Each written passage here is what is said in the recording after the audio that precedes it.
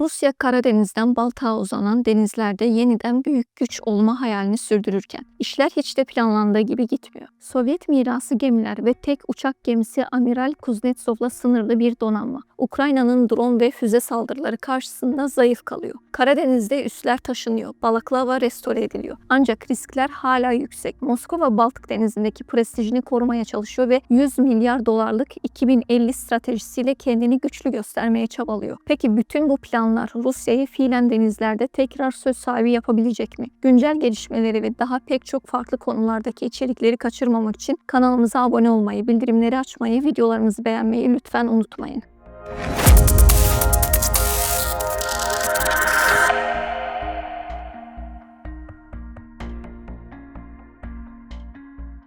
Sovyetler Birliği 1940'lardan 1980'lere kadar büyük bir titizlikle donanmasını güçlendirdi. Sonunda süper güç seviyesine ulaştı ama bir sorun vardı. Amerika'daki gibi tam uçak gemileri yoktu. Sovyetlerin ilk gerçek uçak gemisi 1990'da hizmete giren Amiral Kuznetsov oldu. Yani ABD'nin 1950'lerden beri sahip olduğu güce çok geç ulaştılar. Uçak gemisi tabanlı uçaklar konusunda biraz daha şanslıydılar. Sovyetlerin geliştirdiği Su-27 gibi savaş uçakları kolayca deniz versiyonuna dönüştürülebiliyordu. Nitekim Su-33 denilen modeli ürettiler ama sayı azdı ve seri üretim hiçbir zaman tam anlamıyla gerçekleşmedi. SSCB dağıldığında Rusya tüm büyük gemilere el koydu. Ancak kritik bir sorun çıktı. Uçak gemisi üreten tek tersane Ukrayna'daydı. Yani Rusya'nın elinde tek bir uçak gemisi kaldı. Amiral Kuznetsov. Bunun da bakımı yapılamadı. Gemi sürekli limanda bekletildi. Makineleri durmadan çalıştığı için erken yıprandı. Şu anda bu gemi sık sık arızalanıyor ve uzun süredir bakımda. Pilotların eğitildiği Nitka Eğitim Merkezi de Ukrayna'da kaldığı için Rus pilotları uçak gemisi tecrübesinden mahrum kaldı. Bu yüzden Rus donanmasında gemi üstünde görev yapabilen tecrübeli pilot sayısı çok az. Kuznetsov'un 20 yıllık serüvenine bakınca tablo pek parlak değil. Sadece birkaç sefer yaptı. Çoğu da eğitim amaçlıydı. Operasyonel görevler ise bir elin parmaklarını geçmedi. Yani yeni uçak gemisi projeleri gündeme geldi. Ama Rusya çok daha basit gemilerde bile, örneğin amfibi hücum gemisi Ivan Grande ciddi gecikmeler yaşadı. Bu yüzden önümüzdeki 15-20 yılda yeni bir Rus uçak gemisi beklemek zor. Uçak konusunda da işler kötü gitti. Su-33'ün gelişmiş versiyonları iptal edildi. Su-25'in deniz için uyarlanması yarıda bırakıldı. Yeni nesil Su-57'nin uçak gemisi versiyonu ise kağıt üstünde kaldı. Şu anda Rusya'nın elinde kalan tek ciddi uçak MiG-29K. Ama bu uçak aslında Hindistan için geliştirildi. Üstelik gövde tasarımı 1980'lerden kalma. Yani çok eski. Tam bu noktada Çin devreye girdi. 1998'de Çin, Ukrayna'da yarım kalmış Varyag isimli Sovyet uçak gemisinin gövdesini satın aldı. Başta herkes bunun bir eğlence parkına çevrileceğini düşündü. Ama Çin şaşırttı. Gemiyi modernize etti. 2012'de Liaoning adıyla donanmasına kattı. Böylece Sovyetlerin yarım bıraktığı hayali Çin gerçekleştirdi. Bugün Çin'in aktif uçak gemileri var ve sayıları artıyor. Kısacası Rusya kendini bir deniz süper gücü gibi göstermeye çalışsa da aslında deniz gücü göründüğü kadar güçlü değil. Balaklava, Kırım'ın küçük bir koyunda yer alan eski bir Sovyet denizaltı üssü. Soğuk Savaş'ta denizaltıları saklamak ve korumak için yeraltına inşa edilmiş. İçinde kuru havuz, yani geminin bakım yapılabildiği sualtı bölümü, uzun tünel, cephane depoları ve komuta odaları vardı. Rusya şimdi bu üssü canlandırmak istiyor. Çünkü Karadeniz'de riskler arttı. Balaklava gibi bir üs gemileri daha iyi gizleyebilir ve saldırılardan koruyabilir. Üs denizaltı ve bazı küçük gemiler için daha güvenli bir liman sunuyor. Ama sorunlar da büyük. Üssün tüneli ve kanalı eski Sovyet ölçülerine göre yapılmış. Modern Rus denizaltıları ve büyük savaş gemileri o tünele sığmıyor. Yani şu haliyle Balaklava sadece küçük deniz araçlarını alır. Bunu genişletmezsen üssün stratejik değeri sınırlı kalır. Ayrıca üs her şeyden önce sabit bir hedef. Ukrayna insansız hava araçları ve uzun menzilli füzelerle üsleri izliyor ve vurabiliyor. Eğer Rusya Balaklava'yı aktif büyük üs haline getirirse Ukrayna tarafından daha fazla hedef alınma riski de doğar. Bu yüzden restore etmenin amacı hem Kırım'daki varlığı güçlendirmek hem de Karadeniz'deki hareket kabiliyetini artırmak. Özetle Balaklava restore edilirse Rusya için korunma ve saklanma avantajı sağlar.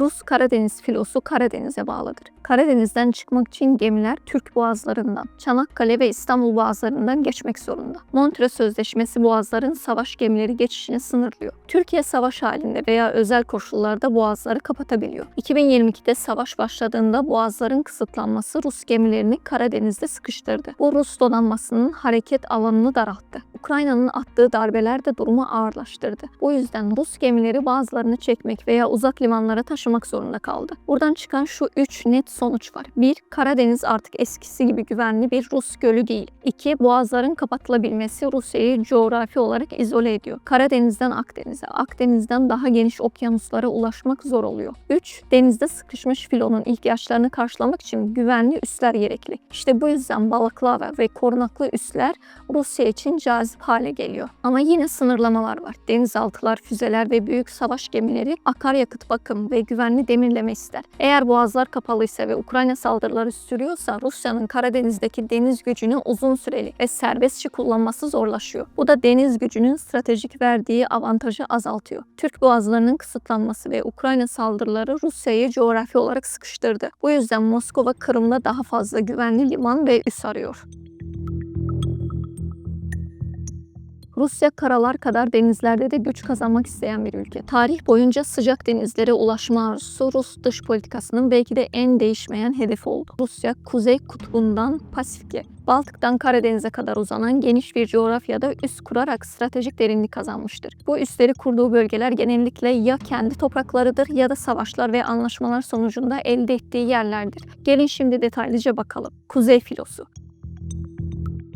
Kuzey üsleri donanmanın nükleer silah ve denizaltı gücünü koruma ve yedekleme hizmetlerini yürütür. Bir diğeri Pasifik filosudur. Merkezi Vladivostok'ta. Buradan Asya-Pasifik bölgesine yayılır. Hem deniz üssü hem denizaltı gemileriyle Çin, Japonya, ABD hattına etki etmeyi amaçlar. Bu alanlar 19. yüzyılın orta ve son dönemlerinde Rusya'nın Çin'le yaptığı Ayigun ve Pekin anlaşmaları gibi diplomatik yollarla ya da savaş sonrası toprak kazanımlarıyla Rus kontrolüne geçmiş bölgeler üzerine kuruludur. Baltık filosunun üsleri Kaliningrad'daki Baltisk ve St. Petersburg yakınlarında bulunan Kronstadt'tır. Kaliningrad bölgesi 2. Dünya Savaşı sonrası Almanya'dan alındı. Baltık Denizi üzerindeki bu üsler Rusya'nın Avrupa'daki sınırlarında kritik bir savunma hattı oluşturur. Hazar filosu, Astrahan merkezli, Mahaçkale ve Kaspisk gibi üsleri kapsar. Hazar Denizi'ndeki en güçlü filo olarak Rusya'nın deniz varlığını kazandığı bir bölge. Hazar'daki deniz yetkisinin sınırları ve kullanım hakları Hazar Denizi Anlaşması gibi uluslararası belgelerle destekleniyor. Karadeniz filosunun en önemli üssü Sivastopol'dur. Ayrıca Balaklava, Kerç, Feodosya, Çernomorskaya ve Novorossiysk gibi üslerle birlikte çalışır. Sovyetler zamanında güçlü bir üs merkezi olan Sivastopol, Ukrayna bağımsızlığını kazandıktan sonra kira anlaşmalarıyla Rusya'ya bırakıldı. Fakat 2014'te Rusya'nın Kırım'ı ilhakıyla bu üs Rusya denetimine tamamen girdi. Novorossiysk de Karadeniz'deki stratejik alternatif limanlardan biridir.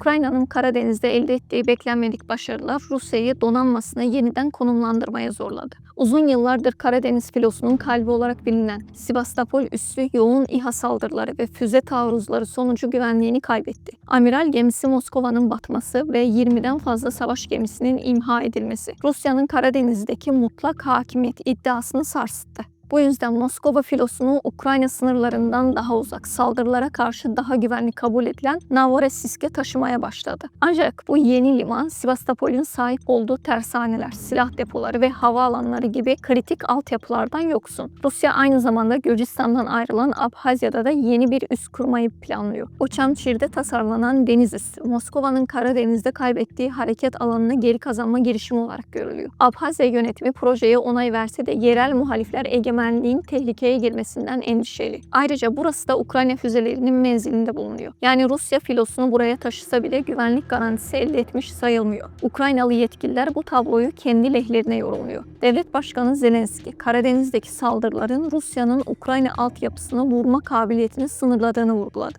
Ukrayna Donanma Komutanı Neis Papa da Rusya'nın Sivastopol'den çekilmek zorunda kalmasının Kırım'ın yeniden Ukrayna'nın kontrolüne geçmesi için bir kapı aralayabileceğini söyledi. etkiledi. Moskova'nın çaresizliği Karadeniz'deki diğer küçük limanlara yönelme arayışında da kendini gösteriyor. Feodosya ve Donuzlav geçici çözümler olarak gündemde. Ancak kapasiteleri sınırlı ve kolay hedef olma riskleri yüksek. Feodosya, Kırım'ın güneydoğusunda bulunan tarihi bir liman kentidir. Sivastopol kadar büyük ve donanımlı değildir. Ancak Sovyetler döneminde deniz üssü olarak kullanıldı. Donuzlav ise Kırım'ın batısında Karadeniz kıyısında yer alan büyükçe bir lagün, yani doğal göl ve onun denizde bağlantılı liman bölgesidir. Rusya bu iki noktayı Sivastopol'ün güvenliği kalmadığı için yedek üs olarak kullanmayı düşünüyor. Ama ikisi de Karadeniz filosunun ihtiyaçlarını karşılayacak güçte değil. Bu nedenle Rusya için kısa vadede en gerçekçi seçenek filosunu Novorosiysk'e yoğunlaştırmak. Uzun vadede ise Abhazya'daki üs projesine bel bağlamak zorunda kalacak. Bütün bu gelişmeler aslında Rusya'nın denizlerde sanıldığı kadar güçlü olmadığını ortaya koyuyor. Kağıt üzerinde Karadeniz filosu güçlü görünse de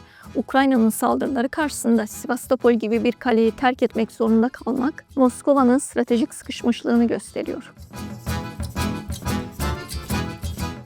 Karadeniz'deki tehlikeyi anlamak için önce bazı terimleri bilmek gerekiyor. SUP süreç, yani denizaltı operasyonları, denizaltıların su altında gizlenerek düşman gemilerini veya kıyı hedeflerini izleme ve gerektiğinde saldırma sürecidir. Denizaltılar görünmez oldukları için tespit edilmeleri çok zordur ve bu onları güçlü bir tehdit haline getiriyor. Kalibr, Rusya'nın geliştirdiği uzun menzilli seyir füzeleridir. Bu füzeler hem denizaltılardan hem de gemilerden fırlatılabilir ve kara hedeflerini yüzlerce kilometre uzaklıktan vurabiliyor. Ukrayna donanması basın servisi Rus donanmasının Karadeniz'deki faaliyetlerini yakından takip ediyor. Son İHA saldırılarının ardından Karadeniz filosu Kalibr füzeleriyle Ukrayna topraklarını tekrar tehdit etti. Şu anda Karadeniz'de 4 Rus gemisi operasyon yürütüyor ve bu gemilerden ikisi aynı anda 16 Kalibr füzesi ateşleyebiliyor. Akdeniz'de ise benzer bir grup 3 gemiden oluşuyor ve bunlardan biri 8 Kalibr füzesi taşıyor. Bazı Rus gemileri kara saldırısı için tasarlanmamış olmasına rağmen Azak Denizi'nin dışında görevde bulunuyor. Bu da denizden gelen tehditleri artırıyor. Son dönemlerde Ukrayna Silahlı Kuvvetleri insansız su üstü araçlarıyla Rus gemilerine etkili saldırılar yaptı. Ancak Kalibr füzeleriyle donatılmış denizaltılar su altında hareket ederek gizlenebildiği için savunmayı daha da zorlaştırıyor. Her şeye rağmen Ukrayna insansız deniz araçlarıyla Rus gemilerine önemli darbeler vurdu. Bu yüzden Rusya gemilerini daha çok denizaltılarla desteklemek zorunda kaldı. Ama bu tehditin bittiği anlamına gelmiyor.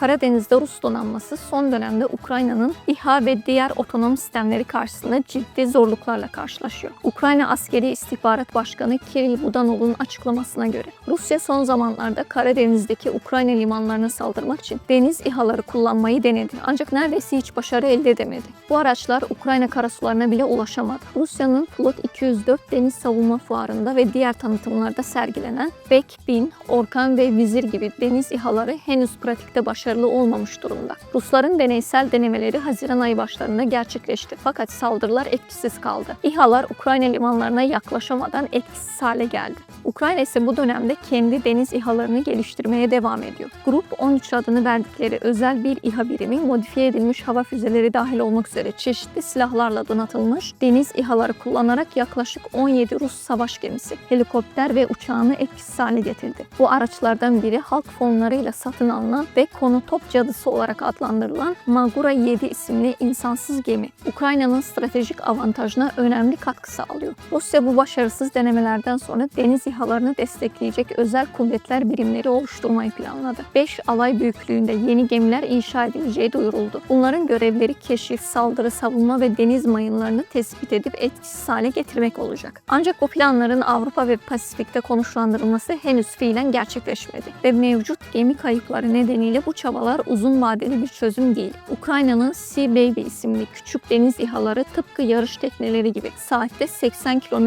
hıza ulaşabiliyor. Bu sayede Rus gemilerinin hızla kaçmasını veya karşı saldırıya geçmesini önlüyor. Tüm bu gelişmeler Karadeniz'de Rusya'nın deniz gücünün sanıldığı kadar etkili olmadığını ortaya koyuyor.